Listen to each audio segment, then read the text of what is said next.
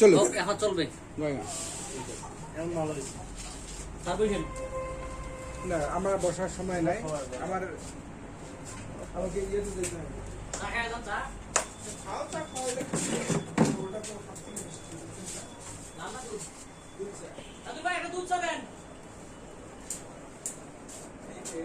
আমাদের ফোনটা বাঁচতে হ্যাঁ আলহামদুলিল্লাহ আমাদের ভাড়া নিয়ে কথা, শুধু ভাড়া নিয়ে কথা, যারা আসবে তারা তো মাত্র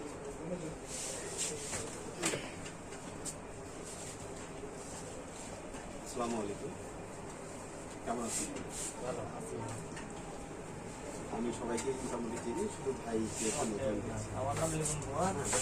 আমি কাজু আসছিলাম, আসার পরে যে ফার্স্ট টাইম ক্লাস করি, আমি সেকেন্ড টাইমে ছিলাম। ও চা সবাই আসার সময় দেখি মানে দরজা লাগা একটা খোলা কথা সবার সময় সেট সেটু বলতে কি ঠিক বারো টাকার পর ওই ঢাকা সকাল নামে গেলে ওই দিকে সামনে আছে। Thank you.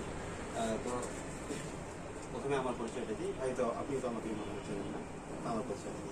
আমি আপনার কাছে DSMS practicing medicine in India and practicing আজকে আমাদের টপিক হচ্ছে, আপনার অলরেডি একটা ক্লাস আজকে টপিক হচ্ছে প্র্যাকটিস অফ মেডিসিন। আমাদের অনেকগুলো হোমিওপ্যাথি অনেকগুলো সাবজেক্ট থাকে, তো আমি আসলে এটা নেওয়ার চেষ্টা করছি আমাদের practice of medicine. Practice of medicine বলতে আসলে কি বুঝি, আমি যদি খুব আমরা বইয়ের মতো করে না বলে যদি একটু আমরা আক্ষরিক করতে বলি যে আসলে প্র্যাকটিস মানে কি, চর্চা, তাই না? চর্চা অনুশীলন। আর মেডিসিন মানে হচ্ছে কি ঔষধ বা রেমেডি।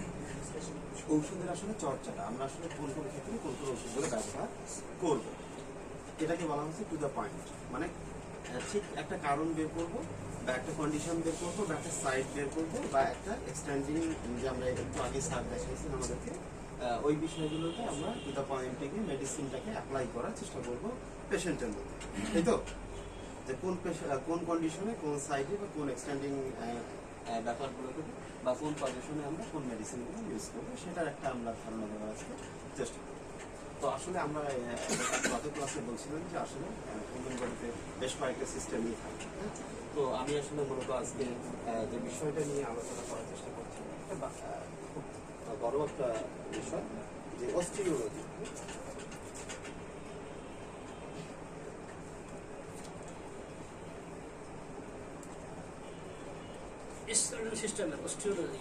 অস্টিওলজি মানে অস্থিবিদ্যা। অস্থিবিদ্যা মানে হাড়। আমরা সবাই জানি যে হিউম্যান বডিতে 206টা হাড় থাকে, তাই তো? সবাই জানি আমরা এটা, মেডিকেল সায়েন্সে এটা খুবই কমন একটা বিষয়। সরি, কয়টা স্যার? ও স্কেল তো আছে।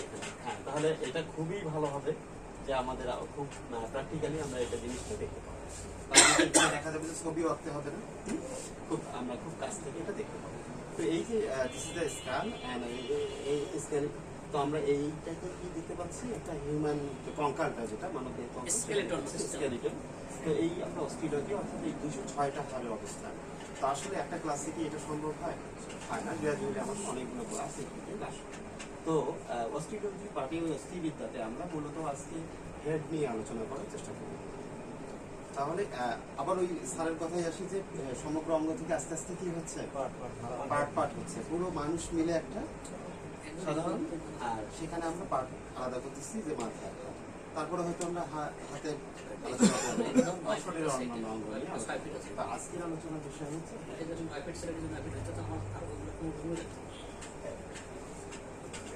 তো হেড মানে তো মাথা, তাই না? তো আমরা তো মাথা দেখতেই পাচ্ছি, এটা খুব মানে ভিজিবল একটা পার্ট, যে আসলে বাইরে থেকেই দেখা যায় উপরের অংশ। তো এই মাথায় বেশ কয়েকটি হাড় থাকে, আসলে কতটি হাড় থাকে সেটাও আমরা গ্র্যাজুয়ালি শুনবো। তো এই যে মাথার যে একাধিক হাড় থাকে, মূলত 8টা হাড় থাকে, 8টা হাড় থাকে। এই 8টা হাড়কে আবার কি বলা হয়, ক্রেনিয়াম বলা হয়। ক্র্যানিয়াল বোন, হ্যাঁ, ক্রেনিয়াম। তো আসলে এই যে ক্রেনিয়াম বলা হয় একত্রে, তো এই 8টাকে যখন আমরা আলাদা আলাদা করে বলবো তখন আমরা ক্রেনিয়াল বলবো, তাই তো? স্যার যেটা বলবো, আসলে আমরা সবগুলোকে একত্রে কি বলছি, ক্রেনিয়াম বলছি, ক্রেনিয়াম বলছি। আচ্ছা, এখন এই মাথার যে 8টি হাড় থাকে, তা আসলে মাথার কি কি রোগগুলো হয় সেগুলো আমরা জানবো। মাথার মধ্যে কি কি রোগ হয়, ঠিক আছে না? আমরা তো ফিজিশিয়ান বা ডক্টর, তা আমরা তো কি করব, যদি আমরা হোমিওপ্যাথিতে বলি যে treat the patient not the disease, কিন্তু ডিজিজ সম্পর্কে আমাদের কিন্তু একটা প্রাইমারি নলেজ থাকা দরকার। কারণ যদি আমার ডিজিজ সম্পর্কে প্রাইমারি নলেজ না থাকে তাহলে আমি কিভাবে ডিজিজ সিমটম আলাদা করব আর পেশেন্টের জেনারেল অ্যান্ড ক্যারেক্টারিস্টিক্স সিমটমগুলো আলাদা করব।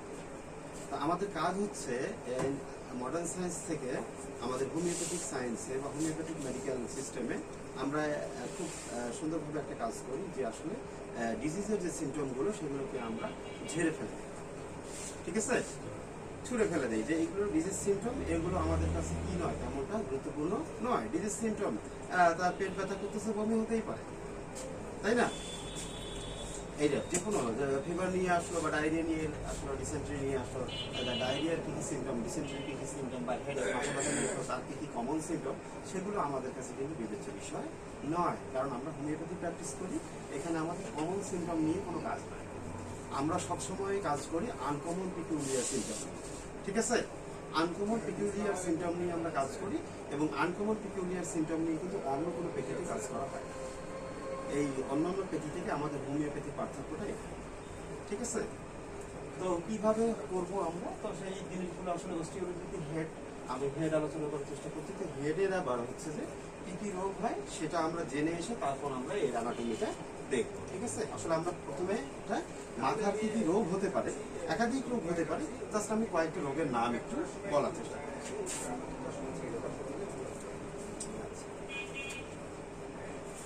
আমি কি লিখবো নাকি আপনি বলে দিবেন? লিখলে সুবিধা হবে যে আসলে কি কি রোগ হতে পারে। আমরা যদি অর্গান বেস ডিজিজ গুলো সম্পর্কে জানি তাহলে আমাদের একটা ধারণা হবে যে আসলে মাথায় এই রোগগুলো হতে পারে, আমাদের চোখের এই রোগগুলো হতে পারে, আমাদের পেটের এই রোগগুলো হতে পারে, আমাদের আর কি, যেমন আমাদের ইউরিনারি সিস্টেম বা মূত্রতন্ত্রে বা কিডনিতে এই ধরনের রোগগুলো হতে পারে। তাহলে আমাদের এটা কিন্তু কমন সেন্স বা একটা ভালো জানার বিষয়। তো ধরে নেই আমরা 1 নম্বরে কি হতে পারে, অ্যাবসেস।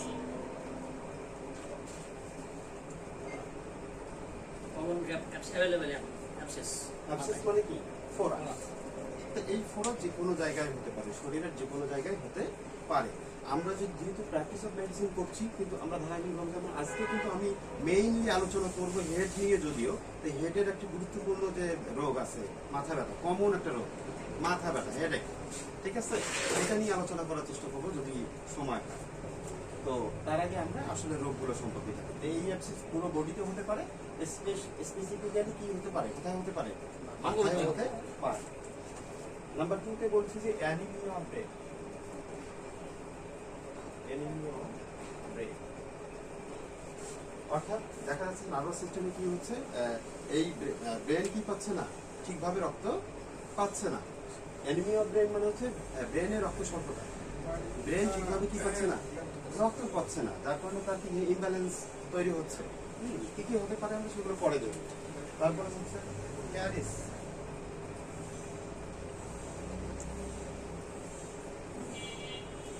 হাড় ক্ষয় যায় না, তো মাথার হাড়ও ক্ষয় যেতে পারে।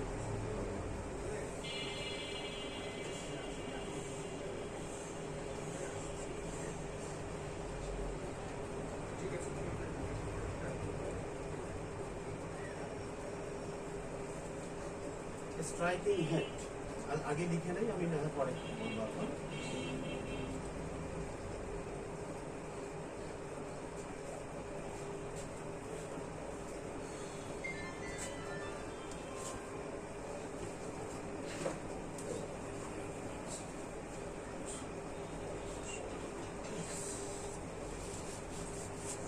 এনসেফালোটোমা,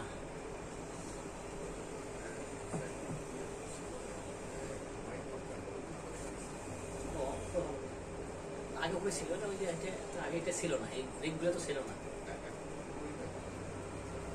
সিস্টেম করতে হবে।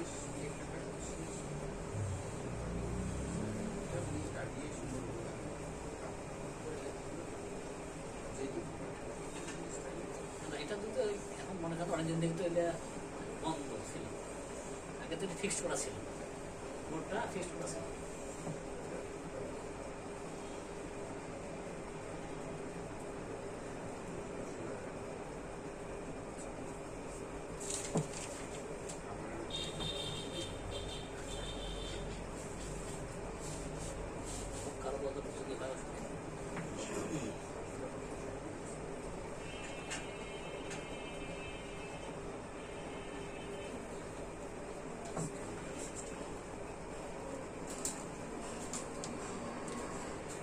এক সেটও লিখতে পারেন।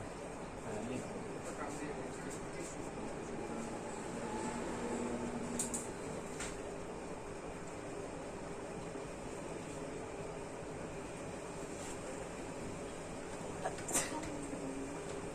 আগে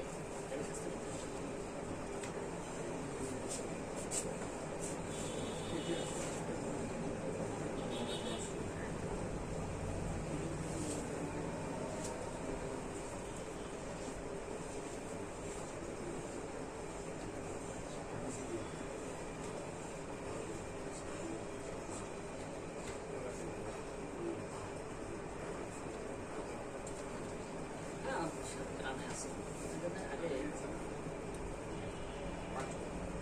গ্রামে আছে লাইসেন্স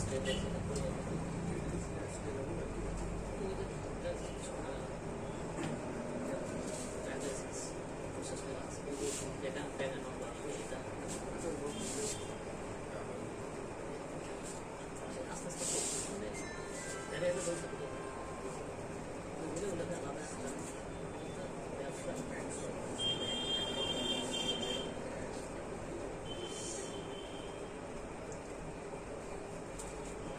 এখন প্রশ্ন ঘুরে গেছে